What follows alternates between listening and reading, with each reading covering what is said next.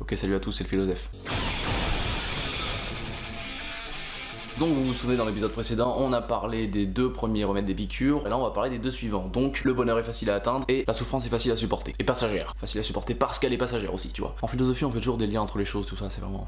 c'est la philo quoi. Donc en effet le but de la philosophie d'Épicure c'est la recherche du plaisir. Mais ça veut pas dire qu'il cherche à débauche, hein. Non, parce que tout le monde fait l'amalgame comme on dit. De nos jours tout le monde croit que être épicurien c'est vouloir la jouissance de ouf et tout. Non mais c'est pas ça. Même à l'époque les gens ils faisaient l'amalgame quoi. Lui il s'en plaignait déjà. Il le dit dans sa lettre à Ménécée. Lettre à Ménécée. Pour mieux comprendre, regardez. Épicure est un sensualiste. Ce qui veut dire que la connaissance et la vérité se trouvent dans les perceptions, dans les sensations, dans les représentations sensible des choses. Voilà, c'était pas un type abstrait comme Platon qui faisait des divagations conceptuelles, là lui s'en battait les couilles, il était terre à terre, voilà.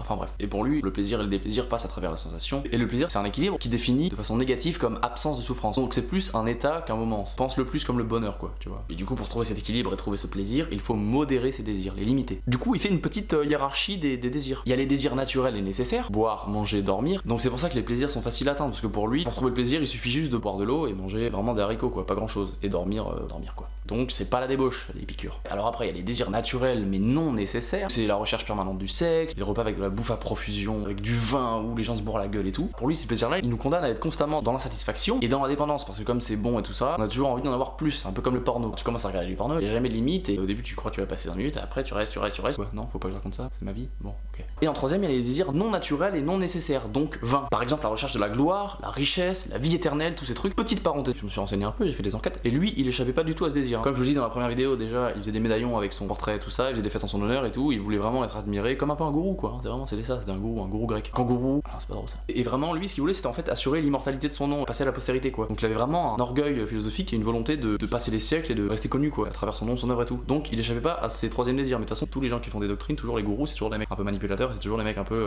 faux cul quoi, un peu faux cul sur les bords. Donc Épicure, c'était vraiment, voilà, c'était un mec comme ça. Bref, du coup, comme on l'a dit, le sage épicurien doit s'astreindre aux désirs naturels et nécessaires, boire, manger, dormir. Et du coup, vraiment concrètement, dans son jardin avec ses potes, il mangeait du fromage quand c'était la fête, mais pas plus, un fromage, un petit camembert, tu vois. Et ça c'est vrai, hein, faut lire sa biographie, tu verras. Donc on est vraiment loin de la philosophie de la jouissance aveugle et démesurée, hein, comme les gens veulent nous le faire croire là, où c'est des tracteurs et tout. Non, parce que vraiment, il y a des gens, ils participent à des partouzes et ils se disent épicuriens, alors que pas du tout. La seule partouze qu'il fait, Épicure, c'est dans son gruyère. C'est parce qu'il y a des trous et tout. C'est pas drôle, c'est pas drôle. Et deuxième truc, la souffrance est supportable par l'esprit. Pour Épicure, quand il t'arrive un truc de mal, suffit de repenser à travers ta mémoire à de bons souvenirs. Et du coup, il avait des problèmes de vessie, de diarrhée et tout ça, parce qu'il est mort à cause de ça. Il était aux toilettes et il écrivait des lettres à son ami Hippoménée, je crois, et il lui disait ouais, Hippoménée, en ce moment j'ai des problèmes d'urine et tout ça, et en repensant à toi et aux discussions qu'on a eues, je me sens franchement mieux quoi. Donc ça fait plaisir, merci Hippoménée. Il disait ça à son pote, ouais, c'était chelou quand même, hein. Donc résumons, l'épicurisme prône la limitation du désir. La réalisation d'un désir doit être un acte calculé et raisonné. On doit peser le pour et le contre, le potentiel de plaisir et de déplaisir qui résultera de l'action. Par exemple, si tu veux faire une soirée bien arrosée avec tes potes et tout, calcule le niveau de plaisir que t'apportera le court moment d'ébriété dans lequel tu seras un peu euphorique et tout, et calcule aussi le moment de déplaisir qui résultera d'après la beuverie, tu vois. Par exemple en vomi, en fatigue, en mal de crâne, en mal de bide, en regret d'avoir dit de la merde à la meuf que tu voulais serrer, ou au mec. Et inversement, quand quelque chose te paraît déplaisant de prime abord, réfléchis bien au plaisir que tu pourras en tirer par la suite. Par exemple, bosser en cours, tu bosses, tu charbonnes, tout ça, machin, t'as pas de vie, mais après tu pourras avoir un métier avec plus d'argent par exemple. Donc c'est comme ça que tu dois penser un épicurien, par le calcul des plaisirs. En fait, c'est une philosophie du juste milieu quoi, entre le pas assez, entre le trop. Oui, mais à l'époque, il y avait rien qui avait été encore conçu, mettez un peu les bases de la rationalité. En fait, moi je pense que de nos jours, on est quasiment tous épicuriens, tu vois. Là, si je bois de la menthe, j'ai pris le micro, je m'en bats les couilles. À votre avis, pour lui, ça, c'est un plaisir naturel et nécessaire, naturel et non nécessaire, ou non naturel et non nécessaire, vain. Si tu bois ça pendant un jour de fête, ça va, tu passes.